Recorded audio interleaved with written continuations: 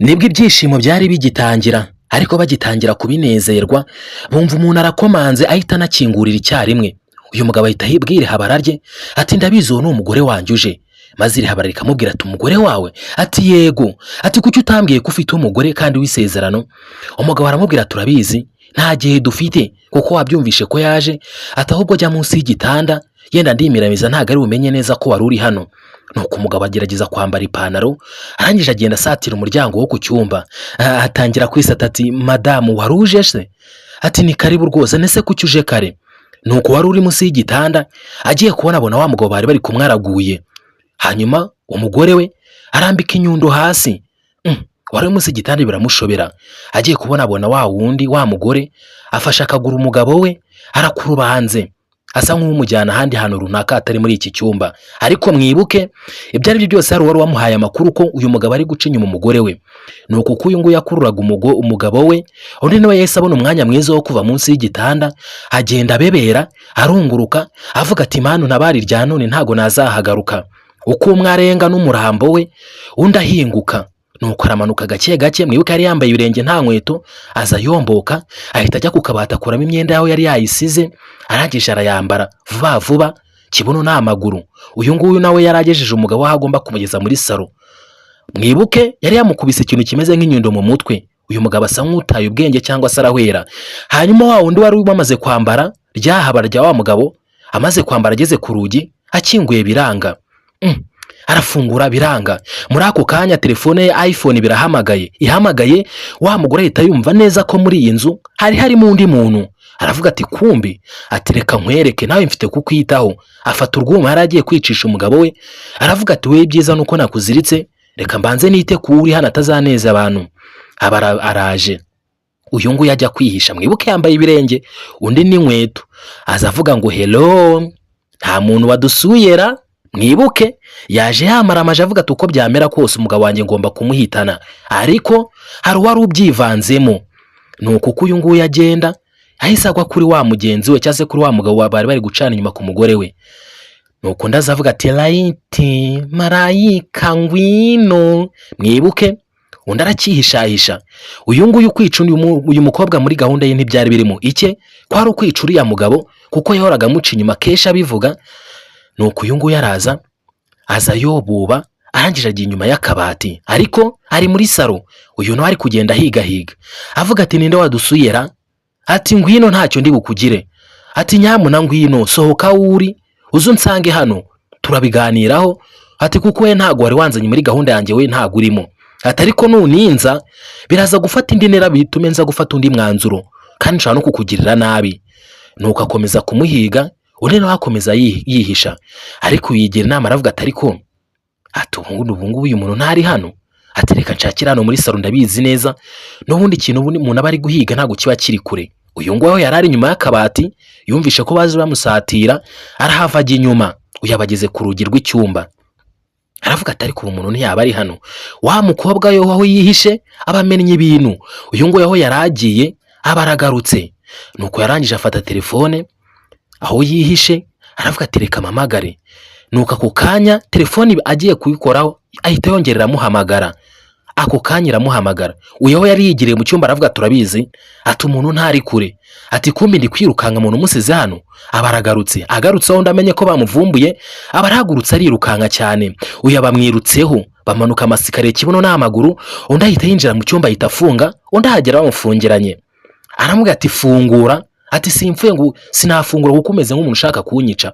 Undi ajya kuri telefone ashaka guhamagara avuga ati nyamuna ni mu nabare. Ariko ako kanya wa wundi yahise afungura kuko yari nyiri urugo, azi neza nimero zifungura hari rugi, ahita amusanga muri icyo cyumba, atangira gushaka kumukata. Ati nta uri bumpungire, ati ntundebe gutya simumirije, ati byose waje gukora muri iyi nzu n'umugabo wanjye, ati mbere yuko mwitaho ndaza kubanza nkwice. Nuko ndatangira guhunga, aba yuriye mu idirishya. Acyura mu idirishya uwari umwirukankanye amufata akaguru, undi ahita amukubita umugeni, akomeza kurira koko mu idirishya.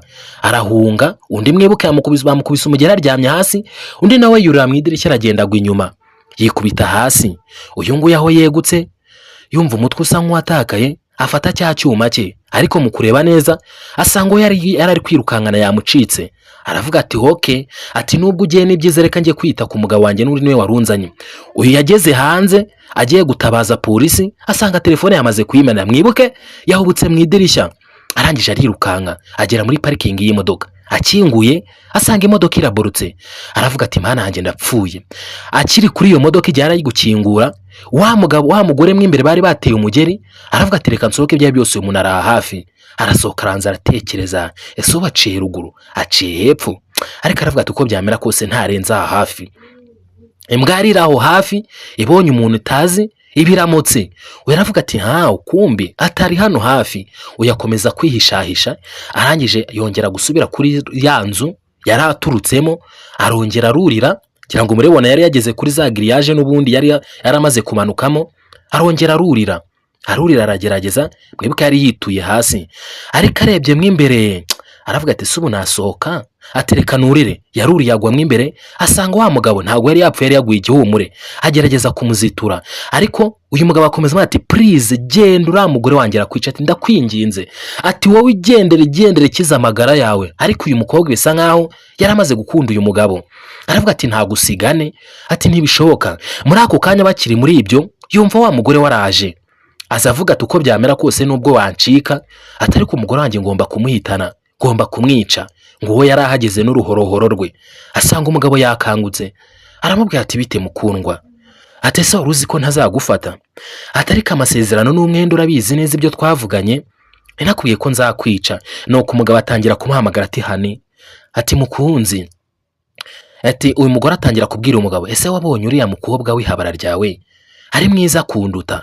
Nuko arapfukama atangira kumwegereza rwa ruhorohoro, aravuga ati ndabizi, ati nge nababaye nakora buri kimwe kugeza nubwo nakumaramo umwuka. Ati warambabaje cyane, warambabaje kugeza ubwo utangira kunsimbuza abandi bagore. Ati ntago mbyumva, no ntago mbyumva, nta n'ikintu cyawe na kimwe nshaka kumva.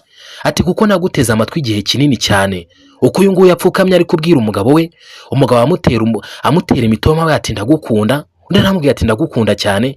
Nuko bari kwirukankana areba hirya, abona akantu bakoresha capati, yigira inama yo kugafata, avuga ati ariko atubigiye uyu mugore arangaye se nagafata nkakamukubita nkareba ko byibuza narokoka bwa none, ndetse n'uyu mugabo wanjye nkamurokora irya none. Nuko undi gihe bari kumutera imitoma bamubwira ko bamukunda, ararakara cyane, aravuga ati winyica mu bwonko, ati kuko icyanzanye uyu munsi ni ukukwica, ngomba kukumaramo umwuka. Ati guhora ndwaye isereri yawe mu mutwe, bambwira ati umugabo wawe ari kumwe na runaka, umugabo ari kumwe na runaka, ati ngomba kukwica.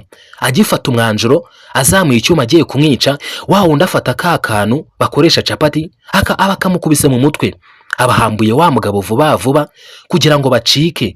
Ariko umugabo akomeza ati nukuri urakoze, waturana bayirya none. Undi aramuzitura ariko amubwira ati ukwiye kumbwira neza ikinyoma wambeshye, umbwira yuko ari njye nyine musheri ufite, ariko kumbi ku rundi ruhande wari ufite umugabo, wari ufite bamba umugore, kandi umugore w'isezerano. Nuko gitangira kurya indimi kimubwira ati yego uriya ni umugore wanjye, ariko twaratandukanye sinzi impamvu akomeza kungendaho. Ati se nubona imyaka yose uje inaha, ati si ubwa mbere umubonye se?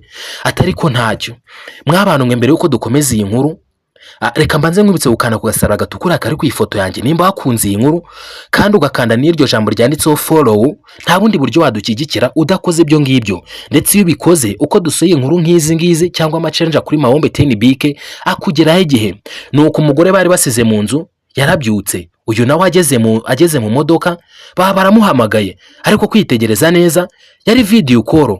Mwibuke wa wundi bari basize mu nzu ntago bari bamwishe, bari bamukubise ka kantu bakoresha capati agwa igihumure. Ahita afata umwana yabyaranye n'uyu mugabo aramubwira ati bye naje mfite umuntu ngomba kwicana, nutagaruka ndica umukobwa.